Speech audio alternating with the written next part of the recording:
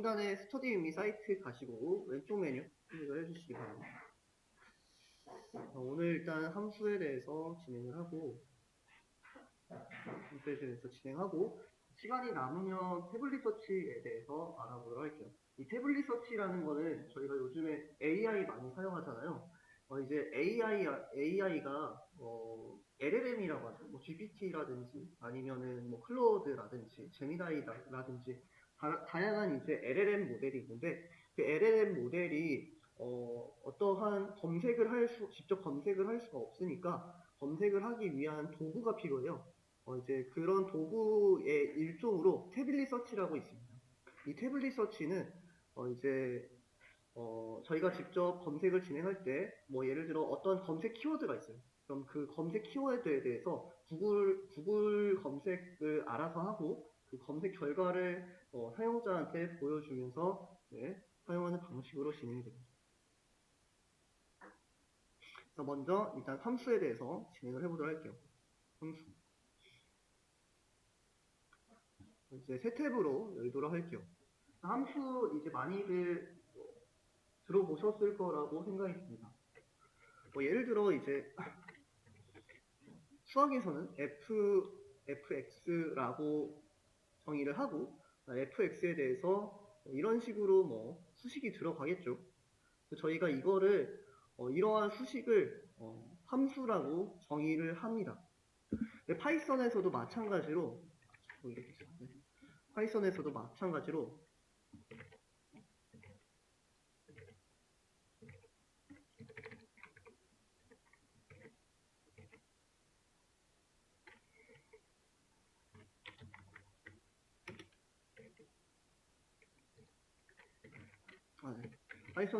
파이썬에도 마찬가지로 def라는 키워드를 사용을 해요. def라는 키워드를 사용하고 그 다음에 저희가 사용할 함수 이름을 작성을 하게 됩니다. 이제 myfunction이라는 함수를 간단하게 사용을 할 거예요. 작성을 해주시고 여기다가 수학에서 x제곱 더하기 x 더하기 1이라는 값과 비슷하게 저희가 이 함수 내에서 사용할 코드에 대해서 이렇게 쭉 작성을 하게 됩니다. 한번 저희가 작성을 한 다음에 이제 x라는 값을 입력을 받게 됩니다. x라는 값을 이렇게 입력을 받으면 여기서 막 이렇게 처리를 하게 되겠죠. 처리를 해서 어떠한 결과를 만들어낼 때 사용하는 기능이라고 보시면 될 것 같습니다. 함수를 사용할 때는 이렇게 def라는 키워드를 사용해요. 이 def라는 키워드는 define의 앞글자 세 글자라고 보시면 돼요. 그 다음에 def라고 하신 다음에 한 칸 띄시고 한 칸을 반드시 띄셔야 됩니다. 그 다음 함수 이름. 저희가 정의할 함수 이름을 사용을 하게 됩니다. 그리고 저희가 이제 fx에서도 매개 변수가 있잖아요. 이런 식으로 x에 대해서도 x에 대한 매개 변수, y에 대한 매개 변수가 있듯이 함수에서도 이렇게 소괄호 안에다가 매개 변수를 정의를 할 수 있게 됩니다. 예를 들어 여기서도 마찬가지로 x와 y에 대한 매개 변수를 정의를 하면은 저희가 x 더하기 y라든지 아니면 뭐 x제곱 빼기 y라든지 이러한 수식을 사용을 하거나 아니면 그 값을 반환하거나 중간에 프린트문으로 확인을 해볼 수 있는 그런 기능이라고 보시면 될 것 같습니다. 저희가 한번 실질적으로 바로 사용을 해보도록 할게요. 저희가 함수를 사용할 때는 뭐라고 한다? 반드시 def로 시작을 한다. 저희가 def 예학원이니까 초록색으로 이렇게 나타나는 모습을 볼 수가 있겠죠.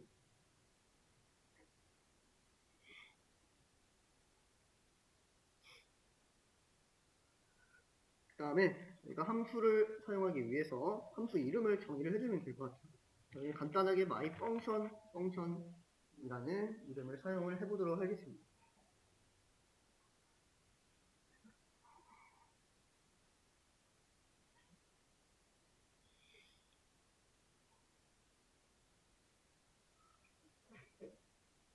myfunction이라고 해주시고 그 다음에 함수 이름을 작성을 했으면 저희가 수학에서 함수에서 소괄호를 사용했듯이 여기서도 이렇게 소괄호로 나타내 주시면 될 것 같아요.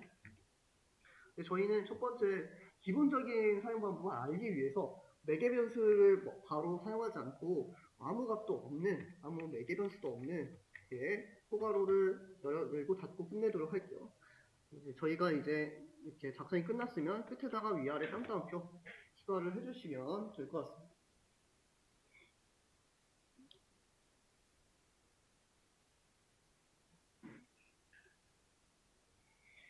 여기다가 뭐 예를 들어 저희가 x에다가 5를 대입하고 y에다가 4를 대입해서 우리가 x 더하기 4라는 x 더하기 y라는 결과를 만들어낼 수 있을 것 같아요.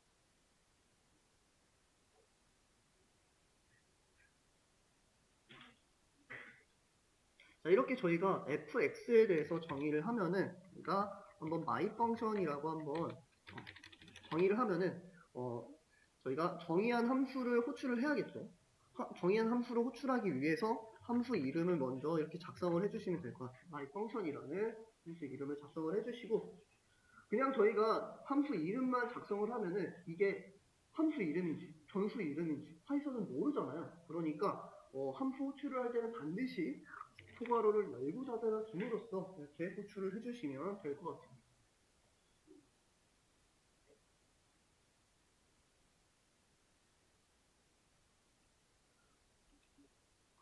열고 닫아서 실행을 해주시면 이렇게 두 개의 더한 결과가 나타나는 모습을 볼 수가 있습니다.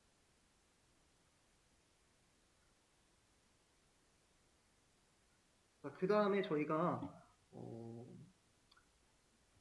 이번에는 x라는 매개 변수를 my 펑션에 x라는 매개 변수를 한번 추가를 해보도록 할게요. 그러면 저희가 수학에서도 매개 변수를 정의할 때 fx라고 했듯이 저희가 파이썬에서도 마찬가지로 함수 이름 옆에다가 바로 소괄호 사이에다가 이렇게 x라고 대입을 해주시면 될 것 같아요. x라고 대입을 해주시고 밑에 있는 x는 지우도록 할게요.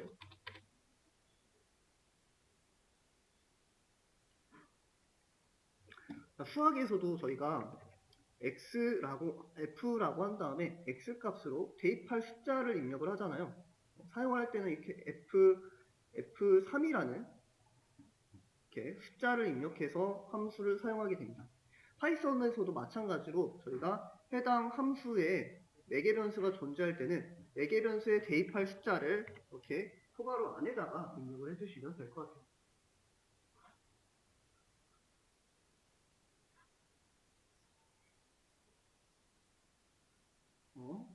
3이라고 소괄호 안에다가 3이라고 한다면 이 3이라는 값이 어디에 들어간다? my 펑션에 있는 x라는 변수에 대입이 되게 된다. 그러면 저희가 여기에 x 플러스 y라고 되어 있는데 x 값으로는 사용자가 입력한 3이라는 값이 들어가게 되고 그 다음에 y 값에는 저희가 4라고 정의를 했으니까 4가 돼서 최종적으로 다음과 같이 7이라는 결과가 나타나는 모습을 볼 수가 있습니다. 7.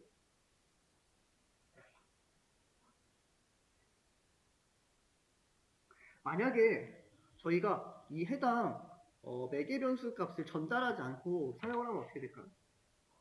매개 변수 값을 전달하지 않고 사용을 하면은 이렇게 컴파일 에러가 발생하는 모습을 볼 수가 있습니다.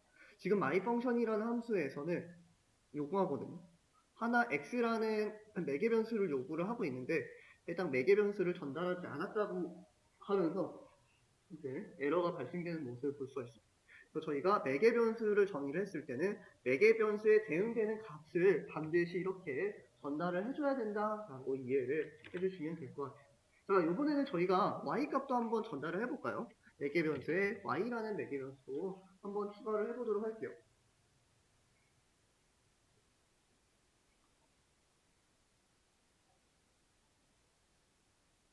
자, y라는 매개 변수를 추가했으니까 여기다가 y에다가 대입 연산자를 사용하는 부분 한번 지우도록 할게요.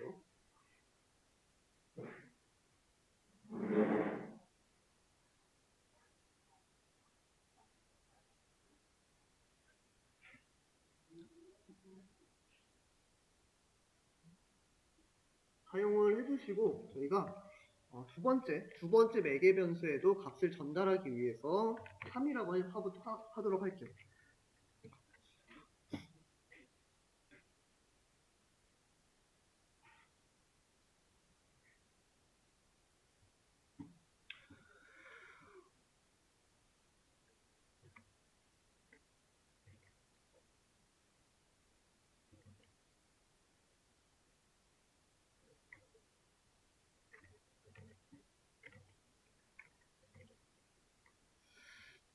3이라고 하면 첫 번째에 있는 6이라는 값은 x라는 변수에 대입이 되게 되고 그 다음에 두 번째에 있는 3이라는 값은 y라는 변수에 대입이 되게 됩니다.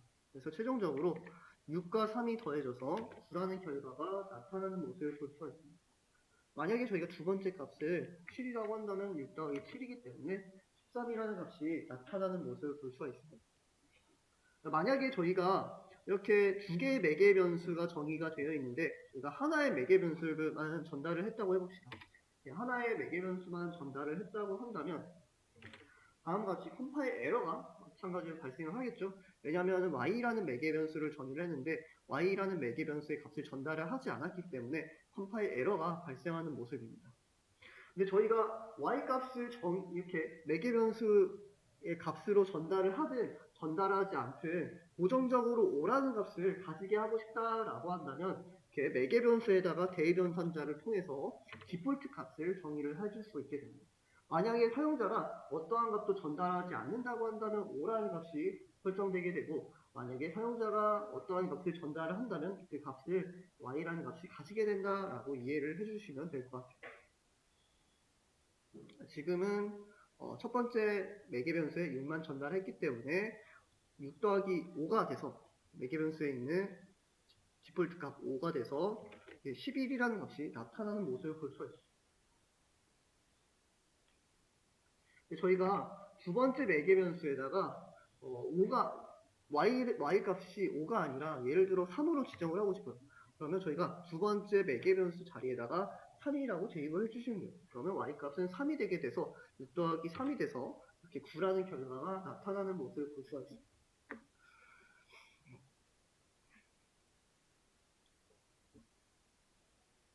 지금 저희가 해당 함수를 호출할 때 프린트문이 해당 함수 안에 자리하기 때문에 출력되는 모습을 볼 수가 있는데 만약에 저희가 이 함수 안에서 출력하는 게 아니라 함수 밖에서 함수를 호출하는 곳에서 출력을 하고 싶다라고 한다면 return이라는 키워드를 사용을 해주면 될 것 같아요. 이 return이라는 키워드는 함수에서 처리한 결과를 반환할 때 사용하는 키워드라고 보시면 될 것 같아요. y 플러스 x 플러스 y라고 해볼 수가 있겠죠.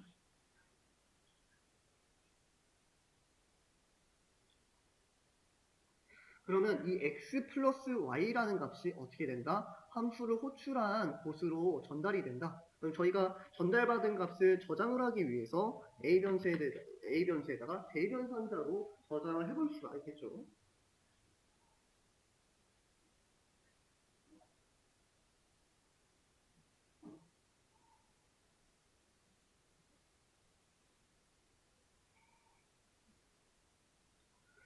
저장을 해주신 다음에 프린트 a라고 한번 해볼게요.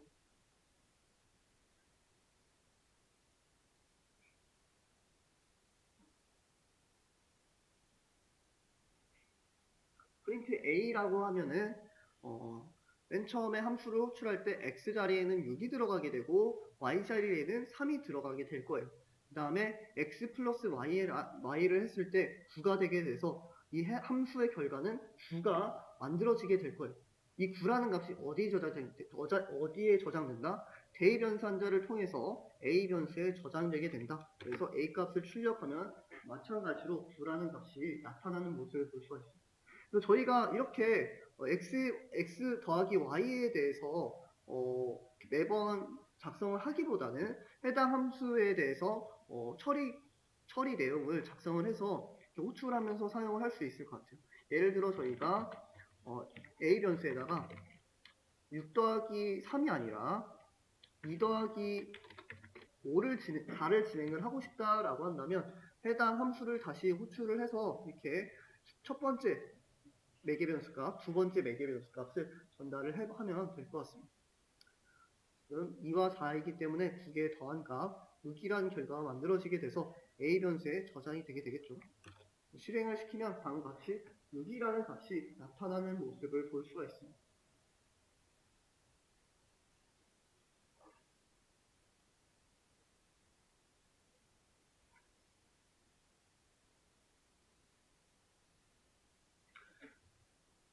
만약에 저희가 빼기에 대해서 정의를 하고 싶다라고 한다면 다시 def라고 해서 my sub라고 할까요? subtract에서 앞에 있는 세 글자만 따서 sub라고 해보도록 할게요. sub라고 한 다음에 맨 처음 첫 번째 매개변수 x, 다음 두 번째 매개변수 y라고 해볼 수가 있겠죠. 소가로 작성이 끝나셨으면 위아래 쌍따옴표로 마무리를 해주시고 저희가 다음에 result라는 변수에다가 두 개 뺀 결과를 저장을 하도록 할게요. 최종적으로 두 개 뺀 결과를 함수가 호출한 곳으로 반환을 해주기 위해서 return이라고 하신 다음에 result라고 해주시면 이게 빼진 결과를 확인을 해볼 수 있을 것 같아요.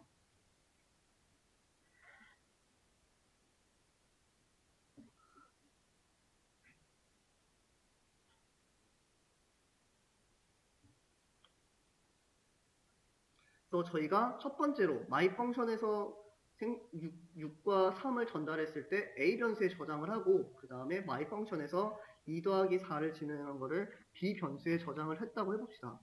그 다음 최종적으로 c 변수에다가는 my sub 두 개 뺀 결과를 저장을 해보도록 할게요. 대입을 해보도록 할게요. my sub에서는 a, b라고 전달을 해볼 수 있을 것 같습니다. 그러면 첫 번째 줄에서 어떤 결과를 만들어내죠? 6과 3을 더한 값을 a 변수에 저장을 해내겠죠.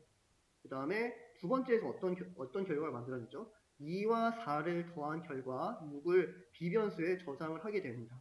그러면 a에는 첫 번째 결과, b에는 두 번째 결과가 저장이 되어 있고 그걸 다시 빼서 c 변수에 저장을 한 상황입니다. 최종적으로 c를 한번 확인을 해보도록 할게요. 확인을 하니까 이렇게 다음과 같이 3이라는 결과가 나타나는 모습을 볼 수가 있습니다.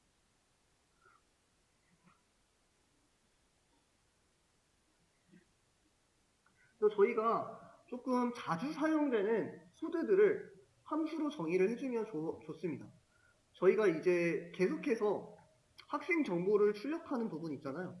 이 부분을 함수로 정의를 해주시고 해당 함수만 딱 한 번에 한 줄로 호출해서 결과를 확인을 하면은 조금 더 깔끔한 프로그래밍을 진행을 할 수 있을 것 같습니다.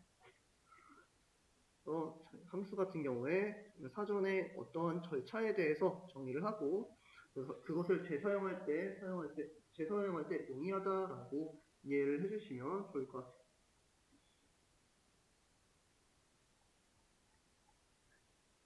그 다음에 저희가 전역 변수와 지역 변수에 대해서 알아보도록 할게요. 마찬가지로 저희가 df로 함수를 정의를 해보도록 할게요.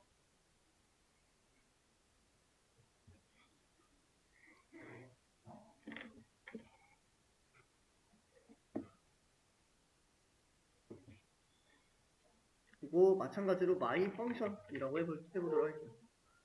my function이라고 하고 매개 변수는 아무것도 입력을 하지 않도록 할게요.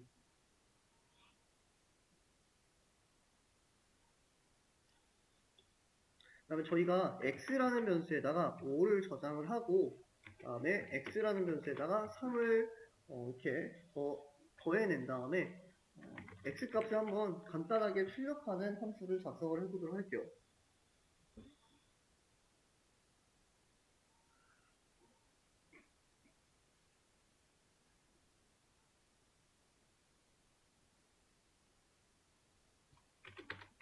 그 다음에 저희가 함수를 호출하기 위해 my function이라고 해서 그 다음에 초괄호를 열고 닫아서 호출을 해낼 수 있을 것 같습니다.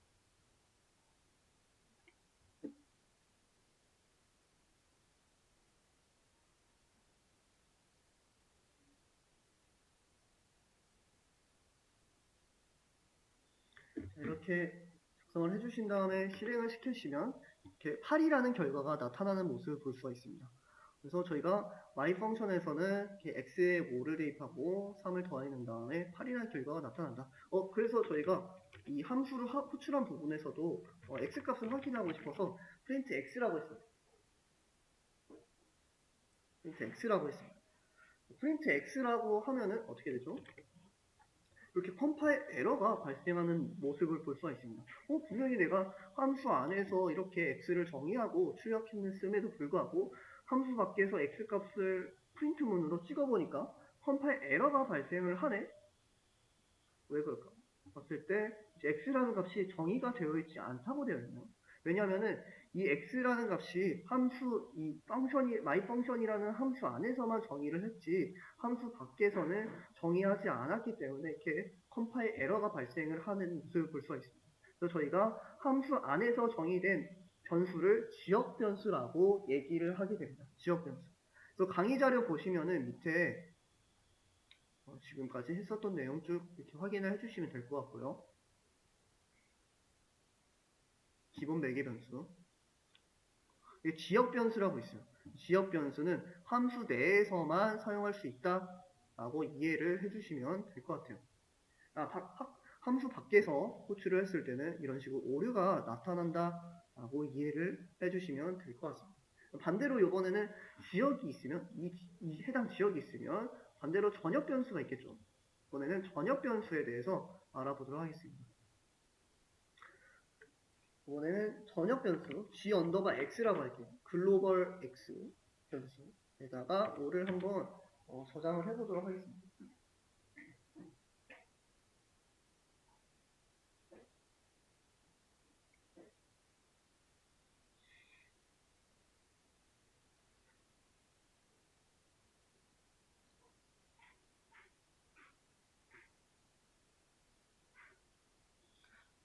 글로벌 x를 선언을 해주시고 이게 지금 전역 변수라고 보시면 될 것 같고요. 마찬가지로 def라고 해서 my 펑션을 정의를 해보도록 할게요. my 펑션이라고 한 다음에 매개 변수 없는 함수를 다음과 같이 정의를 해보도록 하겠습니다.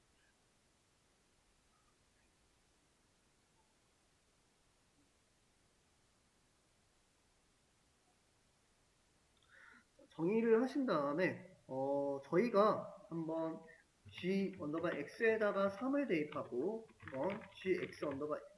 g 언더바 x를 출력을 해보도록 할게요. 다음에 함수 내용을 다 작성을 했으니까 함수 밖에서 해당 함수를 호출을 하도록 하겠습니다. 정의된 함수를 호출하기 위해서 함수 이름을 작성을 해주시고 그 다음에 매개 변수가 없으면 그냥 소괄호로 마무리를 해주시고 매개 변수가 있으면 소괄호 안에다가 매개 변수에 대입할 값들을 사용을 해주시면 되겠죠. 자, 이 상태에서 한번 실행을 시켜보도록 할게요. 저희가 이제 맨 최초에 gx에다가 5를 대입을 하고 함수 안에서 3을 대입을 한 다음에 출력을 하니까 당연히 3이라는 결과가 나타나는 모습을 볼 수가 있습니다. 근데 저희가 함수를 호출한 다음에 gx를 한번 다시 호출을 해보도록 할게요.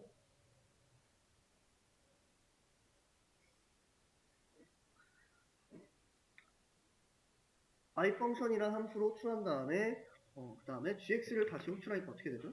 5로 되어 있네요. 저희가 분명히 gx에다가 my 펑션을 호출했을 때 gx에다가 3을 대입했음에도 불구하고 최종적으로 gx 값이 뭐로 나타나죠? 저희가 최초에 설정했었던 값으로 나타나는 모습을 볼 수가 있습니다.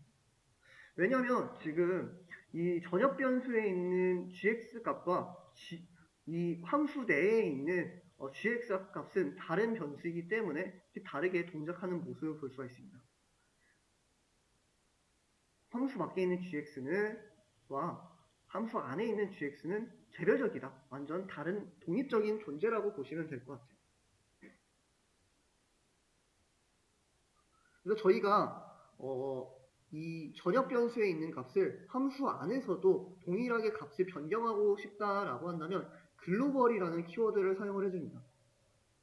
보시면은 이게 값이 변경되지 않는데 저희가 전역 변수를 사용하기 위해 글로벌이라는 키워드를 사용하면은 저희가 함수 밖에 선언된 변수를 함수 안에서 수정할 때 동일하게 반영이 된다 라고 이해를 해주시면 될 것 같아요.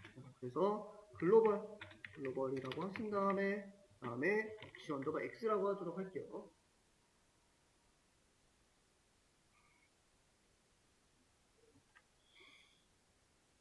어떻게 보시면 조금 이해가 안 가실 수도 있는데 이렇게 전역이라는 공간이 있어요. 전역이라는 공간이 있고 여기에 지금 현재 g 언더바 x라는 변수가 뭐로 어떤 값이 들어있다? 5라는 값이 들어있는 상황입니다. 근데 저희가 myfunction이라는 함수를 만들었어요. myfunction이라는 함수를 만들었기 때문에 myfunction이라는 지역이 생겼다고 보시면 될 것 같아요. myfunction이라는 지역. myfunction이라는 지역이 생겼고 이 myfunction이라는 지역 안에다가 저희가 다시 g 언더바 x라는 변수를 선언했다고 보시면 될 것 같아요. 그래서 여기에다가는 저희가 3이라는 값을 저장을 했습니다. 그래서 저희가 이 myfunction 함수 안에 있는 프린트문을 확인했을 때 3이라는 값이 확인되는 모습을 볼 수가 있는데 저희가 myfunction 호출한 다음에 gx 값을 봤을 때는 5라는 값이 나타나는 이유가 저희가 이 함수 안에 있는 gx 값을 확인한 게 아니라 함수 밖에 있는 gx 값을 확인했기 때문에 다음과 같이 5라는 값이 출력되는 모습을 볼 수가 있습니다. 근데 저희가 이 해당 변수 값을 지역 변수가 아니라 전역에 있는 변수 값으로 사용하고 싶다라고 한다면 이런 글로벌이라는 키워드를 사용하면 된다. 글로벌이라고 해서 실행을 시켜보시면 어떻게 되죠? 아까 분명히 두 번째 값이 5라고 나타났는데 함수의 안에서 수정한 3이라는 값이 동일하게 나타나는 모습을 볼 수가 있습니다.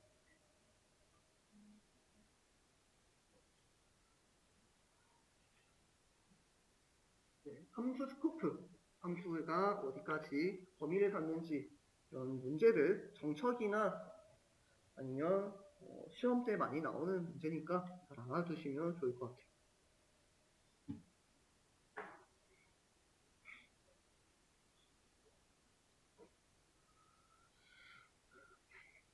여기까지 함수에 대해서 알아보았고요. 그 다음에 연습 문제를 같이 풀어보도록 할게요. 스터디 윗미 사이트 들어오셔서 세 번째 함수 가신 다음에 연습 문제 1번 같이 먼저 풀어보도록 하겠습니다.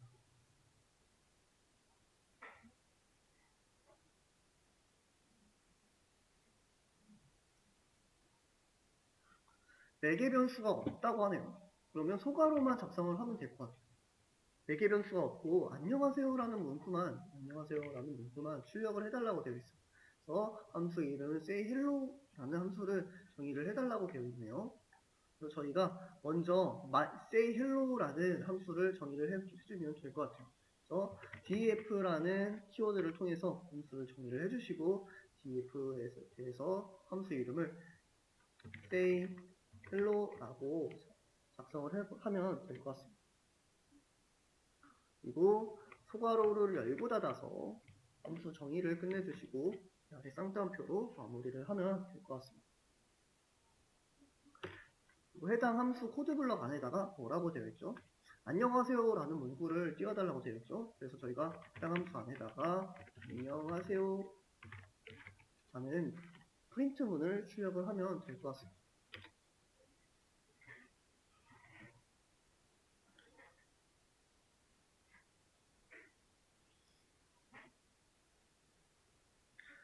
저희가 정의한 함수를 호출하기 위해서는 sayHello라는 함수 이름을 작성을 해주시면 될 것 같고요.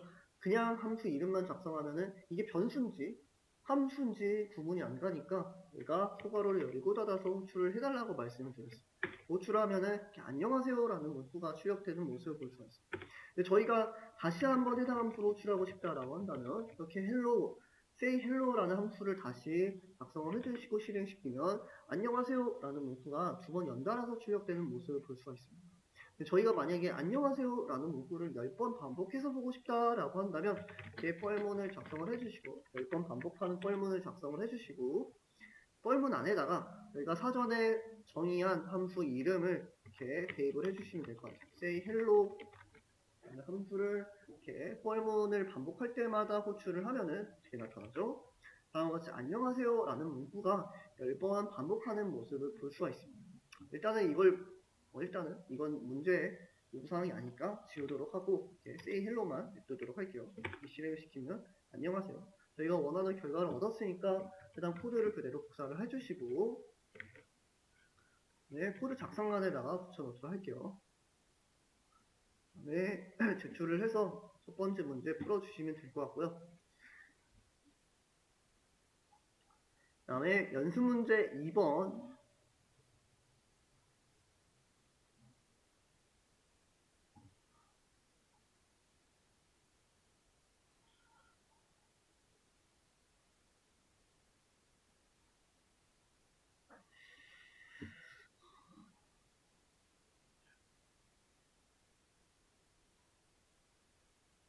일단 연습 문제 2번과 3번 풀어주시기 바랍니다. 연습 문제 2번과 3번 풀어주시면 될 것 같습니다.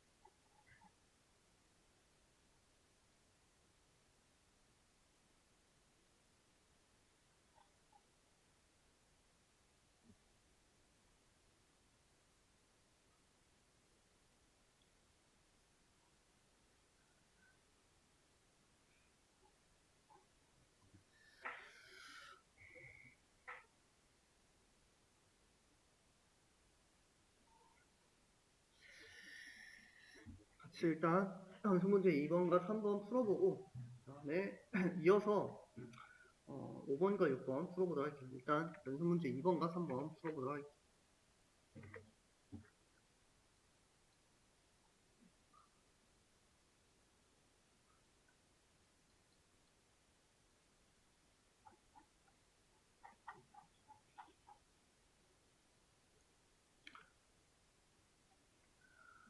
자, 먼저 great라는 함수를 정의를 해달라고 되어 있네요. 그래서 def로 함수를 정의를 해주시고 great라는 이름을 작성을 해주시면 될 것 같습니다.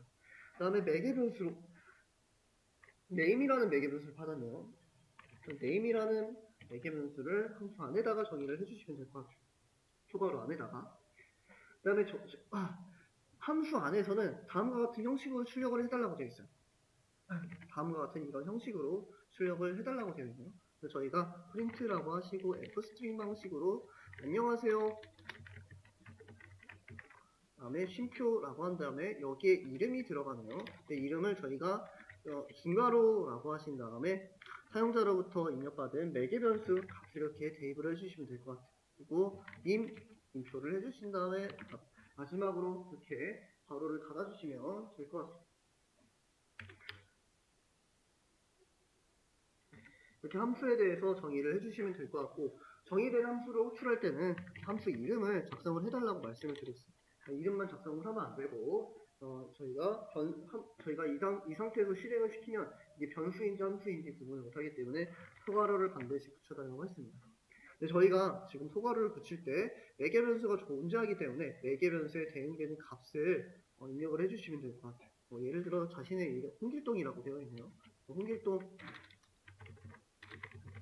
라고 해서 이렇게 입력을 해주시면 이렇게 안녕하세요 홍길동입니다 라는 문구가 나타나고 이순신 라고 하면은 이렇게 안녕하세요 이순신님이라고 나타나는 모습을 볼 수 있습니다.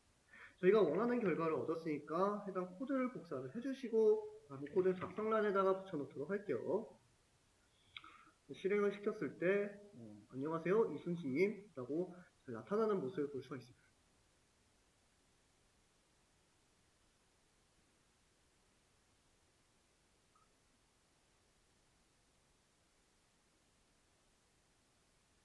여기에 홍길동으로 해야 되네요. 홍길동이라고 하고 제출하니까 정답으로 처리되는 모습을 볼 수가 있습니다. 연습 문제 2번 풀어주시면 될 것 같고요. 연습 문제 3번 같이 한번 풀어보도록 할게요.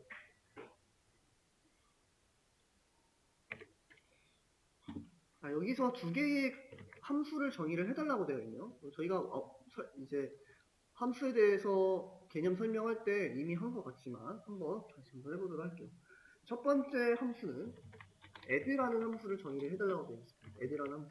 add라는 함수는 두 개의 값을 전달을 받네요. a 값과 값 두 개를 전달을 받는 모습을 볼 수가 있습니다. 그래서 add라는 함수는 두 개의 더한 결과를 반환을 해달라고 되어 있습니다. 여기 반환을 해달라고 되어 있네요. 저희가 반환할 때 어떤 키워드를 사용한다? result라는 키워드를 사용한다. 그리고 이 add라는 함수는 두 개의 값을 더해내야 되기 때문에 사용자로부터 입력받은 a 값과 b 값을 더해내면 될 것 같습니다. 더해낸 다음에 저희가 해당 함수를 호출할 때는 add라는 함수 이름을 사용해 주시고 소괄호를 사용해서 호출을 해내면 된다 라고 말씀을 드렸습니다. 첫 번째 매개 변수 값으로는 10, 그 다음에 두 번째 매개 변수 값으로는 5를 입력을 해달라고 되어 있습니다. 그럼 해주시고 저희가 해당 결과를 저장할 변수 C라고 할까요? C를 만들어 주시고 여기다가 저장을 하기 위해 대입 연산자를 사용을 해주시면 될 것 같아요. 다음에 프린트 C라고 최종 결과를 확인을 해볼 수가 있겠죠. 최종 결과를 확인하면 이렇게 15라는 값이 나타나는 모습을 볼 수가 있습니다. 연습 문제 3번 풀어주시면 될 것 같습니다. 그대로 붙여서 다음에 코드 작성란에다가 그대로 붙여놓도록 할게요.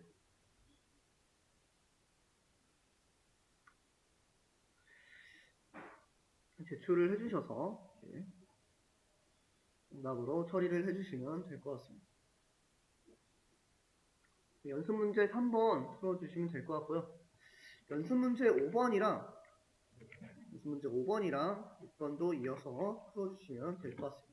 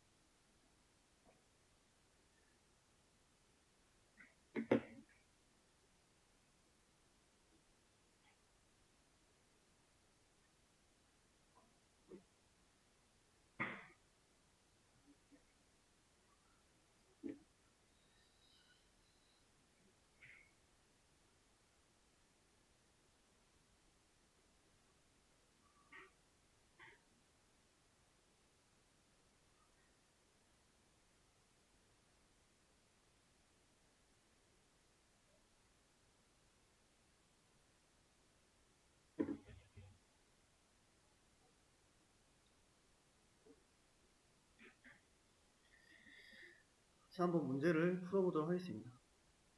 먼저 5번 문제 풀어보도록 할게요. 자, 여기서 3개의 값 중에서 제일 큰 값을 골라내는 값을 찾아내달라고 되어 있네요. find max라는 함수를 정의하기 위해 df라는 키워드를 사용하고 find max라고 이름을 지어주면 될 것 같아요. 해당 함수로는 3개의 인자값 4개 변수를 필요로 하네요. a라는 4개 변수, b라는 4개 변수, c라는 4개 변수, 총 3개의 4개 변수가 존재하는 모습을 볼 수가 있어요. 4개 변수 개수는 뭐 정의할 때 나름입니다. 3개를 정의하셔도 되고 하나만 정의를 하셔도 되고 2개를 정의하셔도 되고 10개를 정의하셔도 상관이 없어요.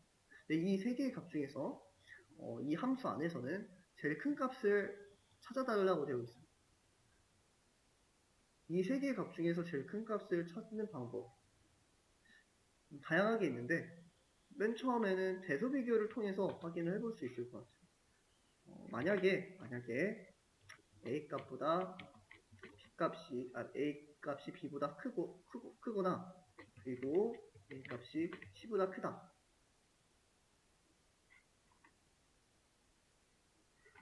라고 한다면 저희가 어떤 값이 제일 크다고 판단을 할 수가 있을까요? 당연히 a 값이 크다고 판단을 해볼 수가 있겠죠. 그래서 저희가 a 값을 리턴을 해낼 수 있을 것 같습니다. 다음에 else if라고 하시고 요번에는 b 값이 가장 큰 경우를 따져볼까요?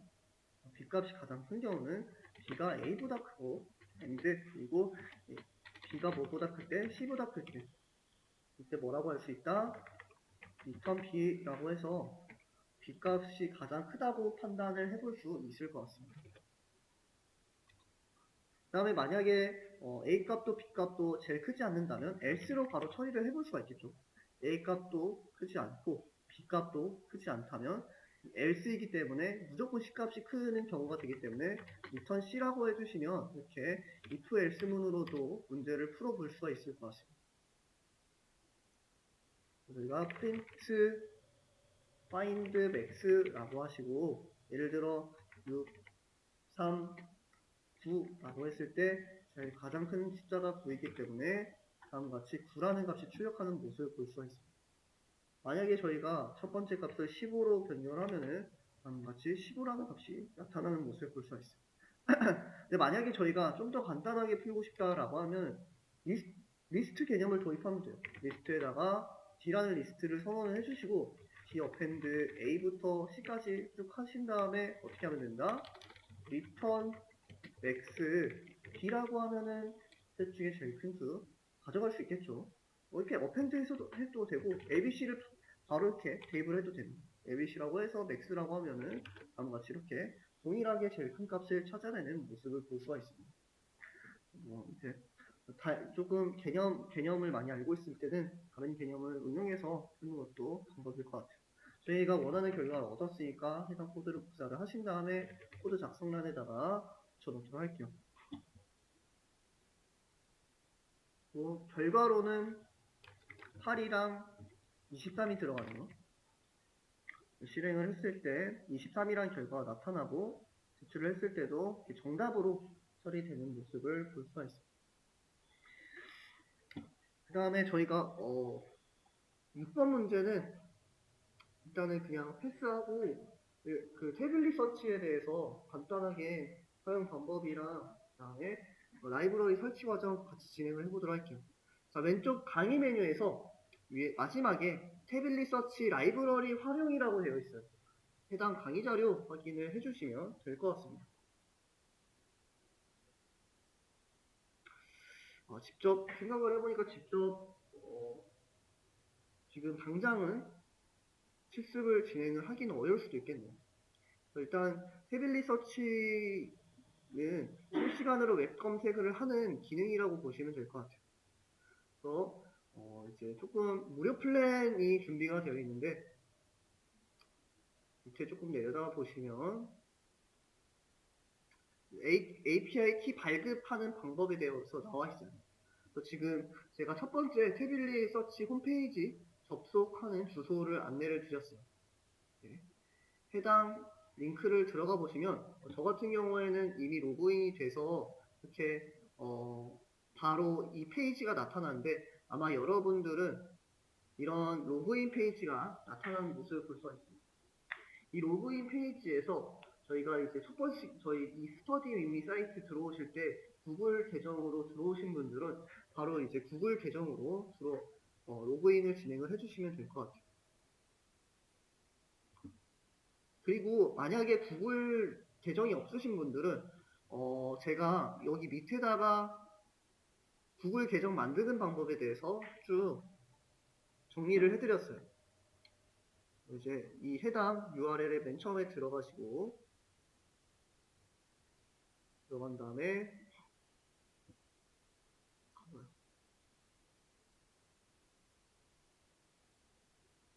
계정 만들기 이미 로그인 돼서 계속 이렇게 뜨네요. 계정 만들기 하셔서 뭐 개인용 계정을 만드시고 그다음에 만드실 때 뭐 이름이나 계정 이름, 자신의 이름을 입력을 해주시고 개인정보 간단하게 입력을 해주신 다음에 사용할 Gmail 아이디 이메일 아이디를 입력을 해주시고 그 다음에 기억하실 수 있는 비밀번호를 입력하셔서 휴대폰 인증을 반드시 하셔야 됩니다. 휴대폰 인증을 하셔서 구글 계정을 쭉 만들어 주시면 될 것 같아요. 쭉 만드셨으면 저희가 이 태블릿 서치라는 홈페이지에 들어오시면 될 것 같아요. 들어오시면은 이렇게 로그인 하셨을 때 구글 계정 만드신 그 계정으로 로그인을 진행을 해주시면 될 것 같습니다. 진행을 해주시면 저처럼 이렇게 키값이 발급이 되거든요. 키값이 발급되고 해당 키값을 통해서 저희가 태블릿 서치 서비스를 이용을 해볼 수 있을 것 같습니다. 자, 이용하실 때는 저희가 태블릿 서치 라이브러리를 설치하기 위해서 느낌표라고 하시고 저희가 오픈파이 엑셀을 설치했을 때와 동일하게 pip 인스텔 다음에 태블릿 다시라고 한 다음에 파이썬이라고 하시면 될 것 같습니다.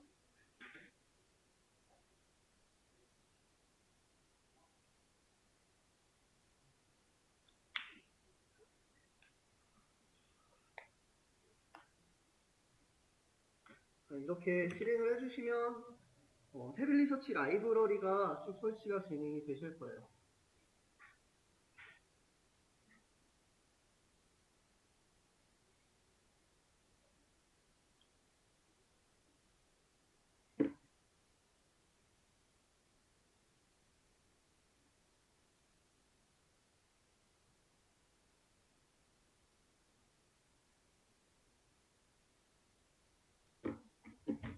되셨을까요? 되셨으면은 저희가 본격적으로 태블릿 서치를 사용을 해볼 수 있을 것 같아요. 저희가 오픈파이 엑셀을 사용했을 때와 마찬가지로 임포트라는 키워드를 사용해서 저희가 태블릿이라고 가지고 올 수가 있습니다.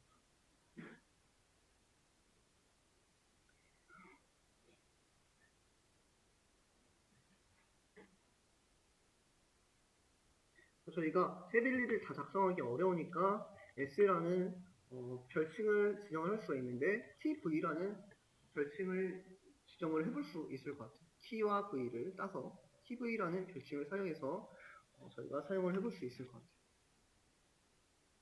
이 태블릿 서치를 사용하기 위해서 먼저 클라이언트를 만들어줘야 됩니다. 클라이언트, 이제 영어자들을 보셨을 때 고객이라고 보시면 돼요. 해당 해당 API를 사용하는 고객이라고 보시면 될 것 같아요. 저희가 클라이언트라는 변수에다가 태블릿 서치로부터 태블릿 클라이언트라는 함수를 사용을 해볼 수 있을 것 같습니다.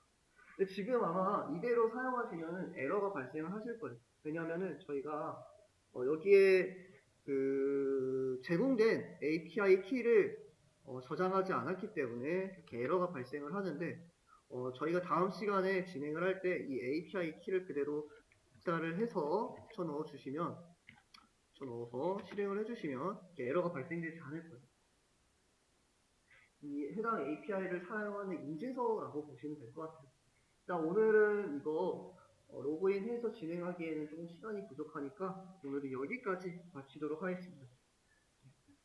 수고하셨습니다.